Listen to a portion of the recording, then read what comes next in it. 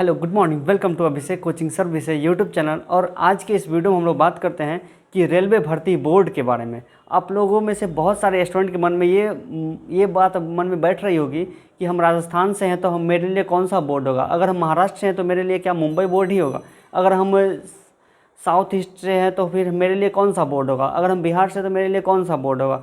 और बहुत सारे स्टूडेंट के मन में जो कि इंडिया के दूर दराज के इलाके में रहते हैं जहाँ पे पढ़ाई उतना पॉपुलर नहीं है रेलवे की, तो वैसे स्टूडेंट के मन में ये सवाल उठता है कि मेरा रेलवे भर्ती बोर्ड कौन सा होगा, हम कहाँ से फॉर्म भर सकते हैं। तो देखिए, सबसे पहली बात कि भारतीय रेलवे जो है वो पूरा ऑल ओवर इंडिया के लेवल पे काम करती है।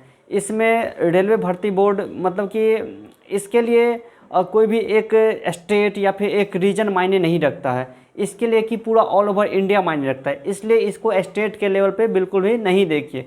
कोई ऐसा रेलवे भर्ती बोर्ड, जैसे कि पूरा भारत में अभी 21 रेलवे भर्ती बोर्ड कार्यरत है, 21 रेलवे भर्ती बोर्ड कार्यरत है। और 21 रेलवे भर्ती बोर्ड, जबकि स्टेट की संख्या कितनी ज़्यादा है, 21 से तो ज़्यादा है। तो कोई स्टेट में तो रेल भर्ती बोर्ड है ही नहीं। तो ऐसा कुछ भी नहीं है कि कौन से रेल भर्ती बोर्ड से आप फॉर्म डालते हैं, आपकी जहाँ पे मर्जी हो आप फॉर्म डाल सकते हैं। यदि आप गुजरात के हैं तो आप पटना में फॉर्म डाल सकते हैं, अगर आप बिहार से हैं तो आप साउथ इंडिया में फॉर्म डाल सकते हैं, महाराष्ट्र डाल सकते हैं, मुंबई डाल सकते हैं। आपकी जहां मर्जी आप वहां पे फॉर्म डाल सकते हैं। तो ये बात तो कन्फ्यूजन दूर हो गई कि हम कहां से फॉर्म भरें।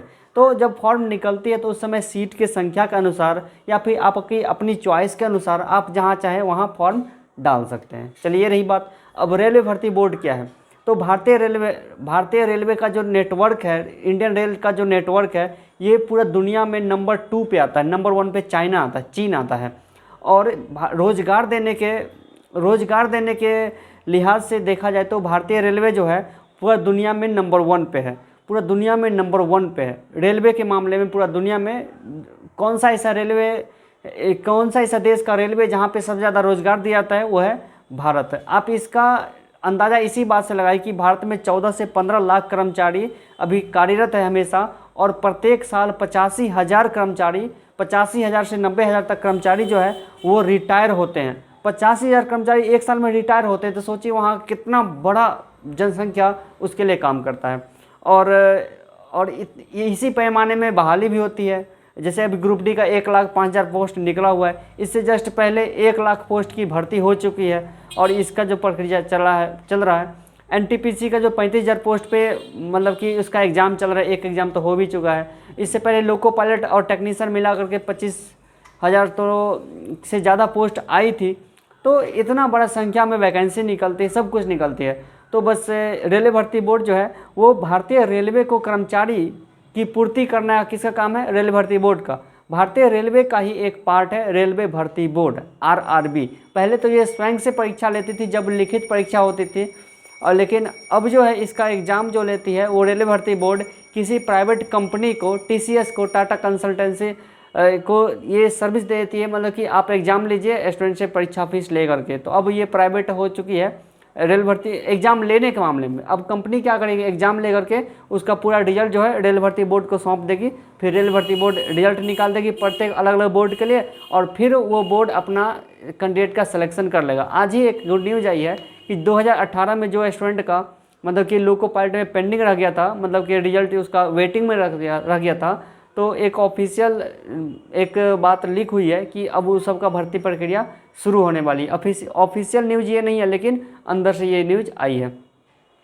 तो ये रही बात कि रेलवे भर्ती बोर्ड जो है कैंडिडेट की क्या करती है, भर्ती करती है और उसको रेलवे को सौंप देती है। अब देखिए क्या होता है, जैसे कि RRB Patna, RRB Gorakhpur, RRB जितना भी है, तो पहले अभी आज से लगभग में जब ममता बनर्जी रेल मंत्री बनी थी 2009 में, तो उस 2009 से पहले का क्या सिस्टम था कि जैसे आरआरबी पटना का एग्ज़ाम कभी हो रहा है, आरआरबी कोलकाता का एग्ज़ाम कभी हो रहा है, आरआरबी लखनऊ का एग्ज़ाम कभी हो रहा है, आरआरबी गोरखपुर का एग्ज़ाम कब हो रहा है, इलाहाबाद का एग्ज़ाम कब हो रहा है। तो सब अलग अलग अपना, जैसे कि अब पटना में ड्राइवर की कमी है तो वो अपना वैकेंसी निकाल रहा है। पहले 2009 से पहले रेलवे भर्ती बोर्ड आरआरबी जो था ना, सो अपना अपना वैकेंसी निकालता था, अपना अपना भर्ती भी करता था।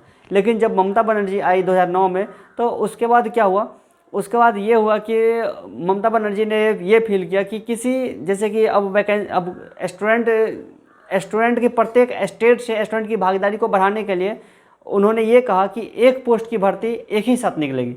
जैसे आरआरबी लोको पायलट की वैकेंसी अगर निकलनी होगी तो जितने भी रेलवे भर्ती बोर्ड होंगे सब एक साथ वैकेंसी निकालेंगे और सबकी प्रक्रिया एक ही पेपर से होगी और भर्ती प्रक्रिया एक ही तरीका से होगा, एक ही एग्जाम से होगा। तो इससे क्या होगा कि इससे और सब स्टूडेंट की भागीदारी बढ़ी और कुछ एवरेज स्टूडेंट थे उसकी भी भागीदारी बढ़ी। नहीं तो पहले क्या होता था कि टॉपर स्टूडेंट ही सभी बोर्ड में रिजल्ट निकाल के बैठे रहते थे और किसी एक को जाकर ज्वाइन कर देते। इससे रेलवे का भी टाइम बर्बाद होता था और जो एवरेज स्टूडेंट थे जिसकी तैयारी उतनी अच्छी नहीं थी उसका भी रिजल्ट नहीं हो पाता था। तो इस समस्या को काफ़ी अच्छा से दूर किया उस समय के तत्कालीन रेल मंत्री ममता बनर्जी ने। तो ये काफ़ी अच्छा काम करके गई वो। तो ये रहा आपका रेलवे भर्ती बोर्ड के बारे में। तो अब इससे आपके पास कन्फ्यूजन नहीं रहेगा कि हमको कहाँ से फॉर्म भरना चाहिए। जब वैकेंसी आई तो अपने सीट के अनुसार आपको जहाँ मन वहाँ फॉर्म भर सकते हैं। और अब इससे कम से कम एक चीज़ तो कन्फ्यूजन दूर हो गया कि अगर आप महाराष्ट्र से हैं तो आपके लिए सिर्फ और सिर्फ मुंबई बोर्ड नहीं है, आपके लिए अहमदाबाद बोर्ड भी है, आपके लिए पटना बोर्ड भी है, आपके लिए गुवाहाटी बोर्ड भी है। ऑल ओवर इंडिया पूरा खुला हुआ है, आप जहाँ चाहे वहाँ से फॉर्म भर सकते हैं। इस वीडियो में बस इतना ही। आपको हम बता दें कि अगर आप तैयारी करते हैं रेलवे एग्जाम की, group D, NTPC, loco pilot, ये सब के एग्जाम की तैयारी करते हैं तो आपके लिए तैयारी के लिए हमारा ऑनलाइन कोचिंग भी है और आप हमसे आकर डायरेक्ट भी पढ़ सकते हैं हमारे हॉस्टल में। हमारे हॉस्टल का फ़ी है 30,000 यानी 30,000 रुपये। आपको 4 महीने का कोचिंग मिलेगी यहाँ पे, जिसमें आपको रहना खाना सब कुछ हमारी तरफ से मिलेगा। और अगर आप हमारे यहाँ से ऑनलाइन पढ़ाई करिएगा तो आपको 4 से 5,000 रुपये के खर्च में आपको ऑनलाइन तैयारी भी हो जाएगी रेलवे के सभी पोस्ट के बारे में। Thank you so much. आपको फिर से मिलते हैं किसी और वीडियो में किसी और आपके कन्फ्यूजन की मदद से।